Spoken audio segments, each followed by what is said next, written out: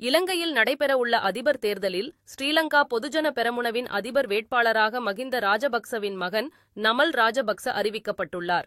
இலங்கையில் அதிபர் ரணில் விக்ரமசிங்கேவின் பதவிக்காலம் நிறைவடைய உள்ள நிலையில் அந்நாட்டு தேர்தல் ஆணையம் செப்டம்பர் 21 அன்று அதிபர் தேர்தல் நடத்துவதற்கான தேதியை அறிவித்தது. இதற்காக ஆகஸ்ட் 15 முதல் வேட்புமனு தாக்கல் நடைபெறவுள்ளது. இம்முறை அதிபர் தேர்தலில் ரணில் விக்ரமசிங்கே மீண்டும் போட்டியிடப் போவதாக அறிவித்துள்ளார். எதிர்க்கட்சித் தலைவர் சஜித் பிரேமதாச உள்ளிட்டோரும் அதிபர் தேர்தலில் போட்டியிட தீவிரம் காட்டி வருகின்றனர்.